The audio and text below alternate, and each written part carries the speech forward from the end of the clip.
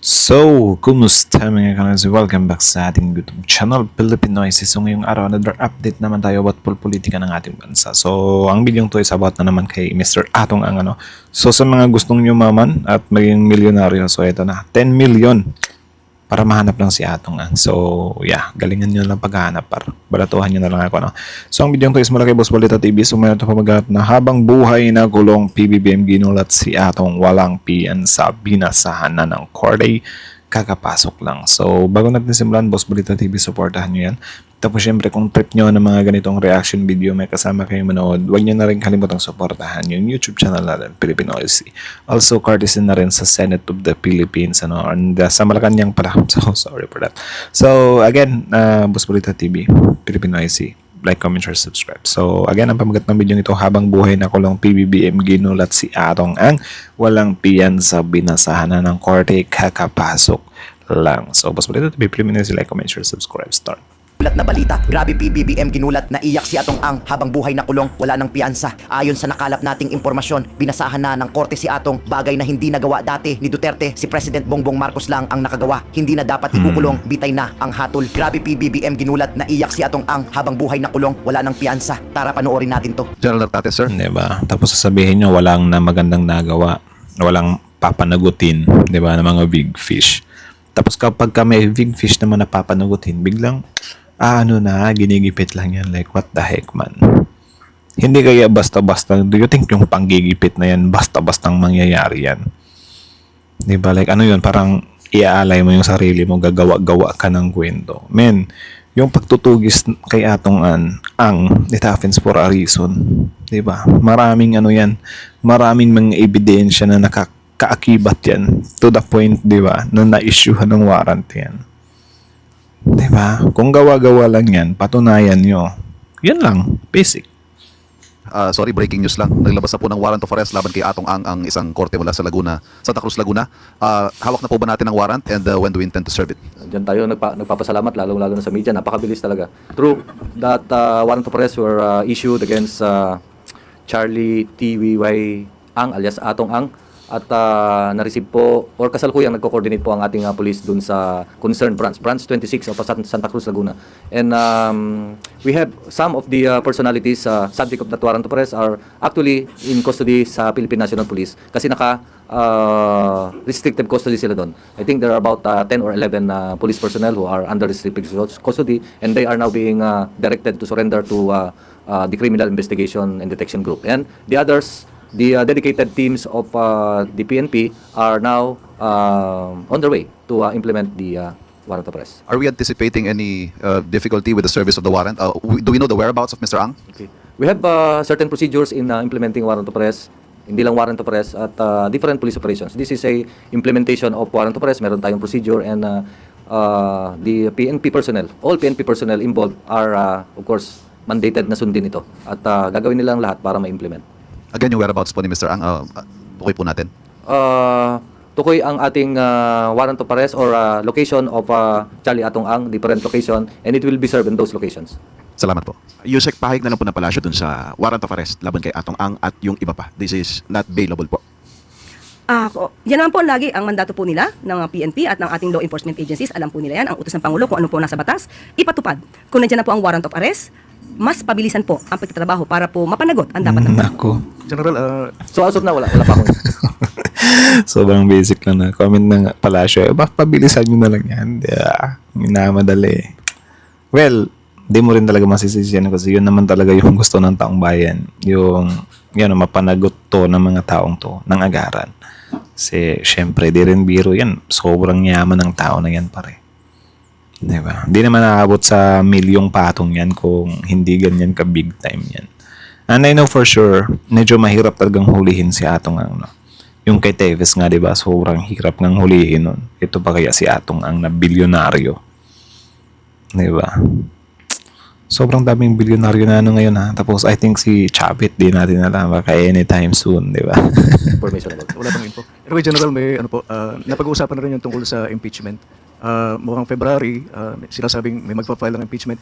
Pinaghahandaan din po ba ng Philippine National Police, yung possible scenarios na pwedeng maganap, ano yung mga ina-anticipate natin ito sa possible impeachment case na ifapay. Philippine National Police ay laging handa po for any eventuality, especially management of activities like that. We are ready to ensure public safety and implement relative laws relative to that activity. Ang activity na yan is impeachment, and therefore we're gonna secure the place of kung saan magkakaroon ng impeachment, and of course secure the necessary activity plus the personality. And we are ready for that. Tsaka I think medyo tumatalino naman na yung mga DDS par. I mean, hindi lahat Para sa akin lang naman, yung kinakatakot natin na, mag-aaklas or ano ba, mag-aid sa people power, something like that. I think sobrang labo niya na mangyari ngayon, knowing na, kasi yung iba kasi, medyo aware din sila na, mag-a-against sila. Baka nga yung iba, para sa kanila talaga is, guilty si Sara Duterte about sa 125 million na yan, about sa kung ano man yung mga pinupukol na impeachment. It's just nag-i-stick lang sila sa pag-idol ng tao, Kasi, yun nga, yung kay FPRD naman, grabe yung pagbabanta nila, nagkasyo ganyan, people power na this, diba? Gaganyan-ganyan sila kay FPRD. Pero knowing kasi na may katotohanan naman talaga, yung mga binabato, para kay FPRD is paano pa sila magtatawag ng people power kung ganyan, di ba? Siguro yung iba, yung mga diehard talaga magagawa nila, pero lalangawin yung plano nila kasi ikaw ba, kung matinong tao ka, di ba? Isusugal mo yung yung sarili mo para lang sa pag-idolize ng tao na yan. Di ba? Kasi kahit saang anggulo mo talaga tingnan di ba? Hindi naman yan mga gawa-gawang kaso lang May katotohanan naman yan Actually, yung ibang DDS nga, aminado nga sila ng kasalanan talaga na ginawa yan Di ba? Yung kay VP Sara Duterte, yung 125 million. Ano yung sinasabi ng mga DDS? At least kay Sara Duterte, 125 million lang. Yung iba, billion. So meaning, aminado kayo. Or kayo mismo sa sarili ninyo. You believe na possible, may katotohanan nga talaga yung mga nilustay na pera na yan. So meaning, kung i-impeach siya dahil dyan, hindi kayo mismo sa sarili nyo, aware nyo. So in short, yung mga DDS na magpi-people power or manggugulo, mahahati na yan. Di ba? Kaya isusugal nila. Di ba? Yung sarili nila na alam naman nila na papanagutin sila. Kaya nga kahit sabihin nila na ginagamit yung kapulisan, ginagamit yung power, hindi mo rin talaga masasabi kasi meron naman silang reason talaga. Binibigyan nyo naman ng reason talaga yung kapulisan kung bakit kayo huhulihin. Yung general, gamitin ng example yan. Para sa kanila, mali na pala yung tumindig. Okay lang tumindig, pero to the point na isi-sedition mo yung way, natural, papanugutin ka talaga ng sedition. Diba? So in short, yung pagpapatupad, tama. It's just, para sa inyo kasi, yun na yung tamang pagtindig. Diba?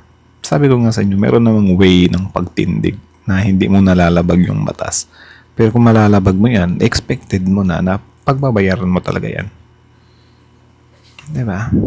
Hi po, Yusek. Ano po reaksyon ng Malacanang sa sinabi ni Congressman Abante na wala daw pong massive support sa posibleng next impeachment complaint against VP Sara? And si Congressman Pino naman, sinasabi niya na dapat daw, meron daw pong go signal ng Malacanang yung impeachment against the VP para daw mag-prosper. Kung ano po ang tinatrabaho o ginagawa po sa House of Representatives, hindi po yan saklaw ng ating Pangulo. At maliwanag naman din po ang sinabi ng Pangulo, kung may kakaroon man po ng impeachment complaint o pagsasampa ng impeachment complaint laban sa Vice Presidente, ito ay dapat na ituring na parang flood control mess. Na kung kinakailangang imbestigahan na malaliman at dapat may managot, dapat na managot. Alam po nating lahat na ang mga mababatas ay binoto dahil sila po ay may puso, may talino, at may konsensya. Alam nila ang tama at mali. Alam nila na ang kanilang gagawing trabaho ay para sa taong bayan, hindi para sa iilan lamang. So, sila na po. Nasa pagdidesisyon po nila yan kung magkakaroon po ng pagsasampa ng impeachment complaint at kung ano po ang kanilang gagawing pag-resolve patungkol dyan. Ma'am, ito po, this is a phone-in question. Ano daw po yung reaction ng Malacanang sa sinabi ni Congressman Leviste na meron daw di umano 7.5 billion pesos na budget na inuugnay kay ES Recto? Batay na rin daw po yan sa Cabral Files. Thank you po. Ito po bang pinatutungkulan natin ay ang Leviste Files na galing sa kanya? Yes, po. Tama. Ano ba? Ginawang Leviste Files, huwag nyo ipagpipilitan na Cabral Files yan. Leviste files na yan, magiging Cabral files lang yan kung buhay pa si Cabral, di ba? Tapos nagsanib puwersa sila ni Leviste. Pero ganyan, wala na si Cabral tapos biglang ilalabas mo ngayon, edi Leviste files na talaga yan. Natawa nga ako ginawa nilang gumbursa sila, sila Leviste. Si Barsaga, si Ailey, tapos si Leviste daw, sila daw makabagong gumbursa. Lakas ng trip ng mga DDS par. Ma'am, ang sinasabi raw yung Cabral files daw po yung kinote. Ang Cabral files po ba ay nakaninong sinasabi niya? Hawak niya po ba? Yes, ma'am. So, yun po ay maituturing nating Leviste files. Nako. Una-una, Mads, nakita ba natin, nakita niyo mo ba yung dokumento? Tayo, lahat sa MPC. Nakita ba natin ito sinasabi ni Congressman Leviste patungkol dun sa di umanong 7.5 billion pesos na inuugnay kay now ES Ralph Recto? Nakita ba natin? Personally, ma'am, ako hindi. Oh yes. So di po ba mas mahirap tugunan ang mga dokumentong hindi nakikita? Mahirap tugunan ang mga dokumentong puro insinuations. Mahirap tugunan ang mga dokumentong wala pang anumang basihan at wala pang ebidensya ng anumang anomalya. At nakausap naman din po natin ang Office of the Executive Secretary. Mula sa Office of the Executive Secretary. Ang pinatutungkulan pong ito ay tinaguri ang fake news. Sunod po na katanungan. Tama naman. 'Di ba? Ayan na naman. Makabagong gumburza daw tapos intriga na naman. Same talaga sila ng mga mga atake. Kita nyo si Aimee ganito din. 'Di ba? Same signature. Watch Plus. Good morning, Yusek. Related na lang muna po sa impeachment po. Si Congressman Toby Tiangco, sabi niya hindi siya pipirma sa impeachment against Vice President Sara Duterte because wala naman daw po pang nahuhuling big fish sa flood control. Example, Zaldico. So may mga ganito na pong lumalabas na reasoning from lawmakers na parang nagagamit din yung... Diba? Ang labo din ba? Pero do you think ba yung Tiangco na yan, kung meron ng mahuli, pipirma talaga yan?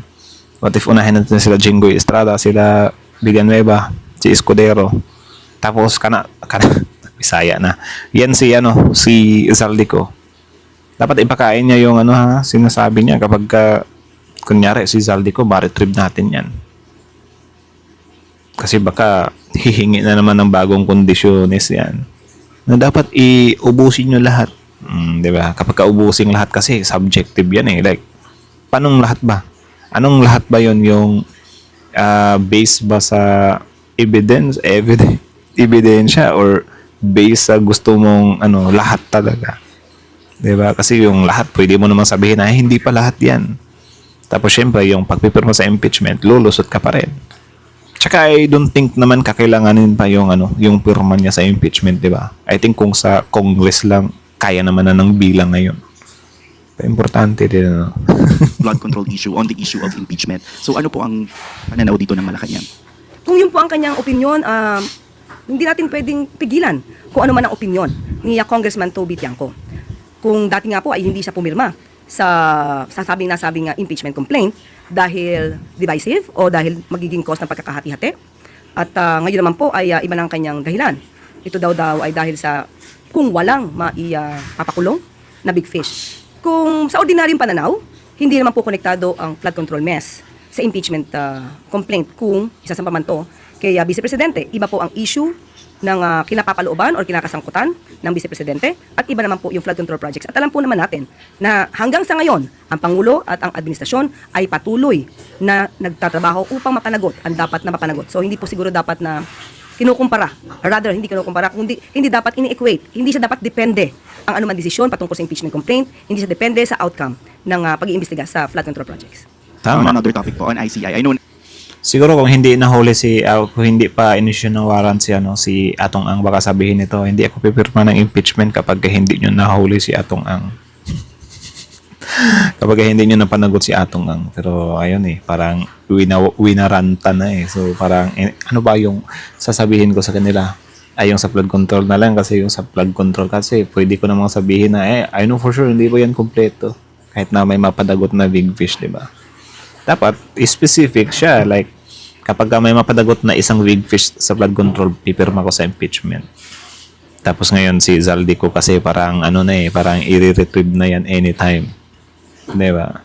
So, yeah, marunong din. Tsaka, men, masyadong pa-importante. Huy. Sagot nyo na po briefly yesterday yung fate of the ICI. But overall, ma'am, how does President Bongbong Marcos assess yung performance ng Independent Commission for Infrastructure or ICI sa mga nakalipas na buwan? Because you have Baguio Mayor Benji Magalong's rating yung performance ng ICI as 3 out of 10, calling it no longer viable and therefore needs to be abolished. And former Senate President Frank Trilon, sinabi niya naman po na it's already a dead body and could no longer function. Siguro po, muli kay Mayor Magalong, wag niya naman muna pong pangunahan kung anong nasa isip ng Pangulo. Sa ngayon po, nandiyan po ang tiwala ng Pangulo sa ICI. Ang nais lang din po ay mapanagot ang lahat mapanagot. Walang sinisino, walang kinikilingan. At hayaan na lang po natin muna kung ano po ang mangyayari sa ICI dahil sa ngayon po, ang tiwala ng Pangulo sa ICI ay nandiyan pa rin po. So kung ano man po ang sinasabi ng iba, hayaan na natin at huwag pangunahan ng Pangulo. Follow-up question, Ana Bago, GMA News Online. Morning, ma'am. Ma'am, sa ICI lang po, sabi po ni Special Advisor Rodolfo Azurin, the ICI cannot yet make any referrals amid its ongoing probe po sa flood control due to lack of commissioners. Hindi po ba ito cause for concern and hindi po ba nakikita ng Palace yung need na mag-appoint po ulit ng bagong commissioners para magpatuloy po yung investigation? Sa ngayon po sa aking pagkakatingin ay hindi naman po pwedeng hindi sila or wala silang kakayanan mag-rekomenda ng kaso na maaaring maimbestigahan. Kahit sino nga po ay pwedeng magbigay ng anumang rekomendasyon sa ombudsman. So kung kanila yung recommendatory kanilang function to recommend the filing of the case to the ombudsman, kahit po nag-iisa ang isang Justice Reyes, kung ito naman po ay may sapat na ebidensya, hindi naman ito makakahadlang para sila po ay mag-rekomenda ng pagsasampa ng kaso. So ma'am, for you po, parang hindi po kailangan ngayon ng kapalit sina Fajardo and Singson? Nasa Pangulo po kasi yan, hindi po natin masasabi kung may replacement na. But as of now, hindi po hadlang na isa lang po at si chairman lang po Reyes ang nasa ICI. Hindi po siya hadlang para makapagsampa or makapagrekomenda rather ng kaso sa ombudsman o sa DOJ. Thank you, ma'am. Follow-up question, Samuel Medinilla, Business Mirror. Sa ICI lang rin po. I-clarify lang po namin. So yung ICI does not need a quorum to recommend po within its commissioners. Recommendation lang naman po.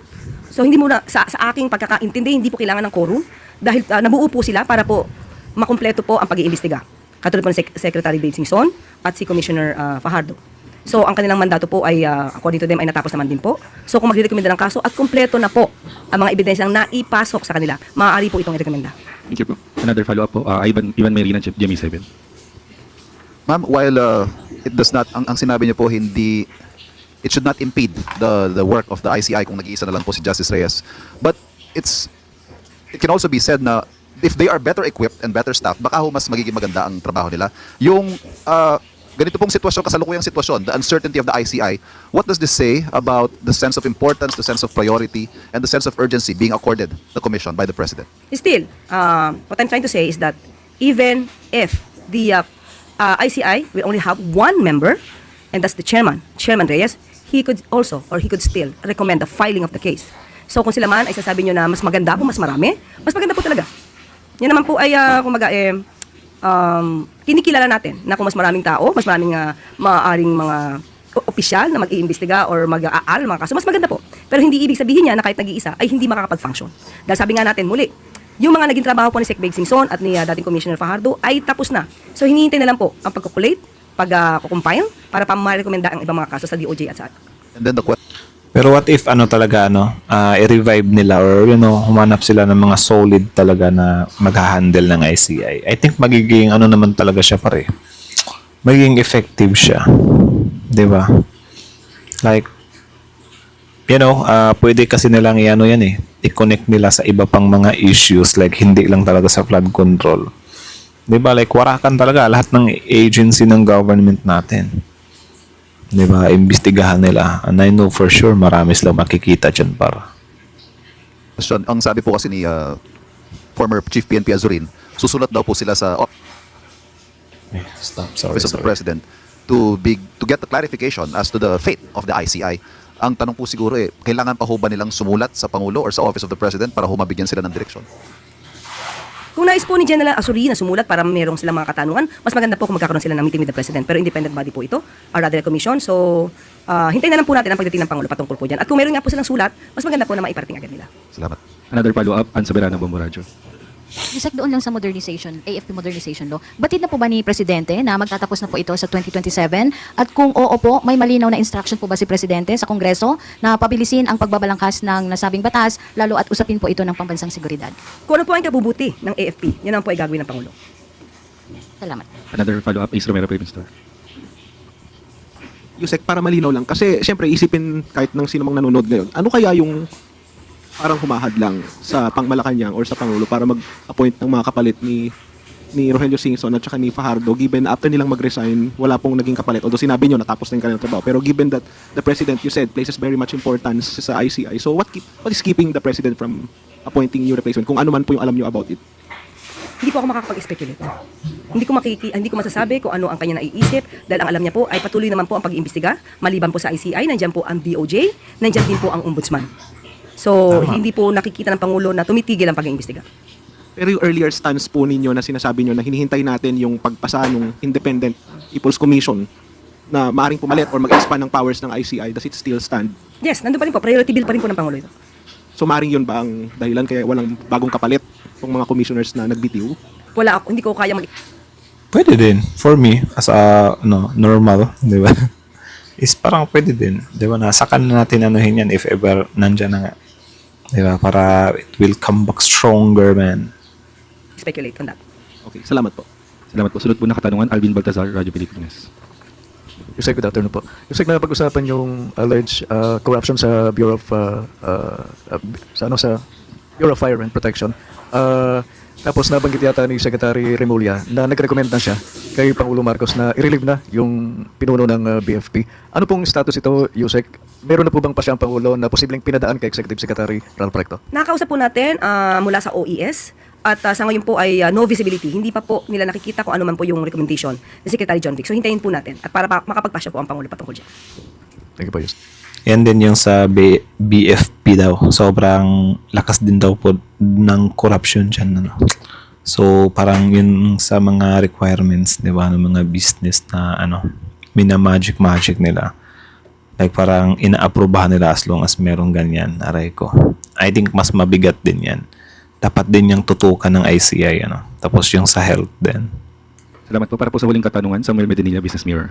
Good morning, ma'am. I-verify lang po namin kung natuloy po ba yung pag-sign ng Philippine-UAE Memorandum of Understanding on Defense Cooperation. Confirmed, opo, napirmahan po. Tapos, meron rin po kayang data ang mapalas kung meron po bang investment deals na na-finalize dun sa UAE. May nabanggit po sa atin pero siguro po yung detalye nito ay mas maganda manggaling kay Secretary Cristina Roque. Pero nabanggit po dito ang patungkol po sa maaaring pagpasok ng DAMAC Digital. Ito po ay we are looking at the largest data center in the Philippines with the DAMAC Digital highlights. Meron din po sa Masdar. Ito naman po ay patungkol sa investments for a 10 gigawatt renewable energy. Pati po ang Abu Dhabi National Oil Company para naman po sa petroleum depot dito sa Subic or sa La Union. So, ilan lamang po ito sa mga napag-usapan. Pero ibibigay ko po ang katanungan ito para sa mas detaling sagot kay Secretary Cristina Roque.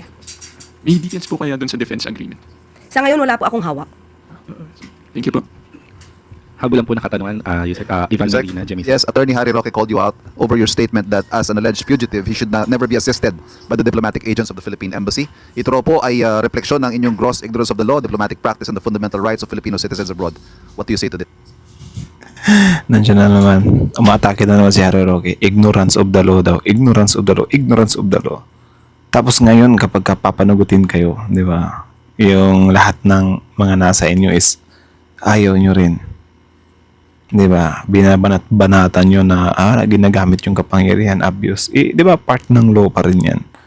As if naman talaga itong si Harry Roque, wala ding ignorance of law, Or yung ignorance of law ba na yan is some kind subjective din yan. Na parang kapag katatamaan ako, di ba? Ignorance of law yan. Pero kapag magbe-benefit ako, no, that's not ignorance of law. Parang ganyan ba? Sobrang subjective niya rin kasi. Yan naman po kasi ang problema. Mahilig po kasi magkaroon ng twisting of facts. Kung nadinig lamang niya at napanood ng buo ni Harry Roque ang ating content. Actually, nag-start po ito sa isang content sa ating YouTube channel. Dahil nung nag-circulate po ang larawan na ito, minabuti ko pong makausap at magtanong mismo sa Secretary ng DFA, si Secretary Tess Lazaro. Dahil nakita po nga natin to at hindi ko ninais na magkaroon ng nagpahid ng anumang akusasyon sa ating Ambassador Luli Arroyo Bernas. So bago po natin ito kinontent, ay itinanong natin mismo kay Secretary Tess Lazaro. At ang unang-una nating content patungkol dyan, ay niliwanag po natin na yung larawan na yon ay noong 2023 pa. So yun nga po ang mahirap kay Harry Roque, nakikinig yata siya sa chismis at hindi niya pinanonood ng buo yung pinaka-content natin. Mismo sinabi natin na wala pong bagong larawan at wag nating pahiran ng anumang akusasyon si Ambassador Luli Arroyo Bernas. Pero ang sinabi po natin bilang representative ng Pilipinas, hindi po magiging maganda kung magkakanlong ng fugitive. Sana naman po ay naintindihan niya kung anong ibig sabihin ng pagkakanlong. Ang pagkakanlong po ay pagtatago sa isang fugitive. Hindi po natin sinasabi na dapat na wag tulungan ang isang fugitive. Mas maganda po talagang tutulungan ang isang fugitive na makabalik sa Pilipinas. Pag sinabi po natin pagkakanlong, yun po ay pagtatago. Pagkukubli sa isang executive or rather sa isang fugitive mula sa kamay ng batas dito sa Pilipinas. So mas maganda po Tama. kay Harry Roque, intindihin muna po ang buong video, panoorin niya, para po hindi Kaso naman, hindi naman nila pinapanood yung mga ganitong video eh. Nasasaktan kasi sila kasi yung mga ganitong video kasi, yung karamihan dito, may facts naman talaga na, hindi nila matatanggi. Hindi nila mababaliktad. Diba? What I mean is, alam niyo yung no choice talaga sila kundi mapanood nila yung mga pinagagawa ng gobyerno natin na maganda. Diba? Which is ayaw nilang ayaw nilang kasi parang nag-i-stick nga sila, diba, sa walang magandang nagawa yung gobyerno ngayon. Tapos papanoorin nila ng video ng buo. Pero yun nga, ito yung mangyayari. Diba? Kung ano-ano na lang yung pinagsasabi. di naman po siya nagiging source palagi ng fake news. Salamat po. Sunod na katanungan, Tuesday New DZBB. Good morning, sirs. To General Nactatis, sir, speaking of warrants of arrest, alam natin may mga warrants of arrest din yung iba pang kilalang personalities. Naitanong ko po ito kahapon kay Secretary John Vic Rimulya pero mas maigi raw na kayo po ang makasagot. Ano po ang mga action ngayon na ginagawa ng PNP para maipauwi na sa bansa o madakip nyo na o maaresto ito pang ilang personalities like former Director General Gerald Bantag. Sabi ni Secretary John Vic kahapon na mataan ito sa Cordillera Administrative Region. So ano po ang nagiging hadlang para siya ay makuha po ninyo? Of course, sinabi ko nga may procedures tayo in implementing warrant of arrest. Hindi naman basta-basta pag may information pumunta dito sa isang lugar, susugod kagad tayo. Our operation should be deliberate at inaayos po natin. For example, citing the warrant of arrest against General Bantag, actually hindi lang siya ang na-issue ng warrant of arrest. There are 4 more or about 4 co-accused dun sa kaso na yon. In fact, when I was the regional director of NCRPO, 2 among those personalities under subject of warrant of arrest, nakasama ni General Bantag, ay naaresto natin dun sa Lipa City and even shoot himself. Kaya namatay. And they are from Mindoro. So, sinaside ko na yung lugar. We are hot on the tracks on those covered by warrant of arrest. Not only Bantag, but there are, as of now, meron 200,000 plus covered with warrant of arrest, wanted person. And for this year, for 2025, about 110,000 ang naaresto ng ating PNP. So gumagalaw po ang ating Grabe, PNP. no? Soon, day after day, week by week, month after month, di po natutulog ang ating pulis. Para 110,000. Diba? Eh, dapat nga magpasalamat tayo sa PNP dyan. Tapos ngayon parang hahamakin natin, diba? Mag-aaklas kayo, tapos idadamay nyo yung PNP na kesyo ganyan porket nag-against lang or pinapanagot lang yung mga idol nyo. Is parang binanatan nyo na magkano ba yung dignidad? Magkano ba yung prinsipyo nyo? Like, what the heck, man? Yung PNP natin, gumagawa lang sila, sumusunod lang sila sa utos na meron namang ebidensya talaga. Diba? Utusan nyo yung PNP, itumba mo nga si Sara Duterte. Do you think gagawin nila yan? Hindi, kasi alam nila na mali. Diba? Yung mga pinagagawa lang naman nila, kung merong warrant, kung meron silang nakitang katotohanan, hanggang dun lang sila. Sinusunod nila yan. Kaya wag natin silang parang inuhusgahan agad na kesyo ganyan. Dignidad, dignidad, dignidad. Diba? implement po ang warrant of arrest to serve justice. Yes, sir. Another warrants of arrest din po dito kay, alam natin mahirap yung pagpapauwi dito po kay ex-representative Zaldico. Kailangan po ng masalimuot na proseso daw po yan. How about dito kay Attorney Harry Roque? Ano na po ba ang ginagawang aksyon ng PNP? O ano yung coordination ninyo with other agencies para mapabilis yung kanilang pagpapabalik dito sa Pilipinas? Okay. We have other partners, stakeholders, especially the international partners natin abroad. Meron tayong international police and others to help us. Meron tayong MOA, understanding with them for implementation of warrant of arrest. At ito po ay umaandar. Once na makita natin kung pinpoint exactly kung nasan sila and gagawin po natin na makuha sila. And of course, by due process. Yes, sir. So far, sir, ano po ang update doon sa coordination nyo with the... Diba? Of course, by due process. Swerte! Swerteng kumag ni Harry Roque, binibigyan pa rin ng due process. Pero yeah, that's the law, man. international partners? Mayroon na ba silang information about the locations of these personalities? As of now, wala pa po. Thank you, sir. Ngayon, ikaw. So, yun lang naman. Mabuti na yung ganyan. Para sabihin nilang wala, pero meron na pala talaga, no? Para magkagulatan ulit. So, yun lang naman. So, again, ang video nito is mula kay Boss Balita TV. Supportan nyo yan. Tapos, syempre, courtesy na rin sa Malacanang. And then, yeah, syempre, bago nyo iwan yung YouTube channel natin, Filipino SC, like, comment, share, subscribe. So, kita nyo naman yun, men. So, about ito kay Harry Roque. At saka, grabe, nagbabardagulan talaga si Harry Roque at saka si Atty. Claire. Ramdam na ramdam mo rin yung gigil ni Atty. Claire, eh. Like, man, diba? Huwag kang masyadong ma-intriga dyan. So, again, ito na naman. Amy Marcos, Libiste, tapos ito naman si Harry Roque. Intriga na naman. Bakit kaya ganyan sila, no? Sobrang hilig nilang mag-intriga. Why not, na lang talaga, tapalan ng facts. Pero, man, nabuhay talaga sila sa intriga, no? Na para bang, di ba, sila pa yung ginigipit to the point na pa nga sila binibigyan pa nga sila ng due process, di ba?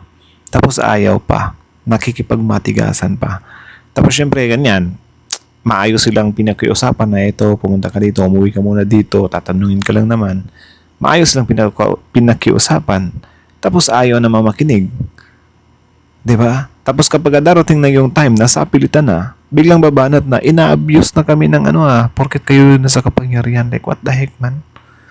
I think parang, hindi ko rin alam pero what if sinasadya nila, di ba, na ubusin yung, yung calm way, di ba, yung kalmadong paraan para hulihin sila. Para pagdating ng araw na puwersahan na, ipapalabas nila na ina-abuse sila ng kapangyarihan. Pinopolitika sila. Diba? Kasi yung si Harry Roque yung isa sa pinaka gumagamit talaga sa word na pinopolitika. Like, men, magkaiba yung pinopolitika kayo sa Tsaka, kasi, parang subjective din kasi yung word na pinopolitika Malamang nasa politika kayo Diba? Alangan namang ina-artista kayo pinopolitika talaga kayo. Nasa politika kayo Tsaka, I think, meron two-face yung pamumulitika na yan Yung isa, pinopolitika kayo na gawa-gawa lang, intriga lang, like yung ginagawa ninyo. Tapos yung isang pamumulitika, more on accountability, more on facts, more on evidence. So, malaking pagkakaiba talaga. Diba? Kaya siguro ngayon na tinitingnan nyo as, halimbawa, Chavez Singson pinopolitika, si Bato pinopolitika, si pinopolitika. Meron namang mga ebidensya na kaakibat. Diba? So why mag-i-stick kayo sa word na pinopolitika kayo imbes na maging accountable na lang? Diba? Pero ganun pa man, since yun nga, sila yung natatamaan, so no choice talaga sila. Kundi magbanggit na lang ng magbanggit na pinopolitika kahit hindi naman talaga totally or sige, sabihin na natin, pinopolitika pero with evidence, hindi gawa-gawa, hindi pa mumulitika na parang ika-crush out ka lang sa equation kasi kalaban ka. Diba? Parang ngayon ang nangyayari, tinatanggal ka sa sa picture kasi meron ka din naman talagang kasalanan. Kumbaga parang anay ka sa lipunan. Diba? But anyways, yun lang naman. So kayo naman masasabi nyo dito, comment down below. Tapos yun, pag-usapan natin yan sa comment section. So again, Boss Balita TV, Filipino IC, like, comment, share, subscribe, Filipino IC. Out.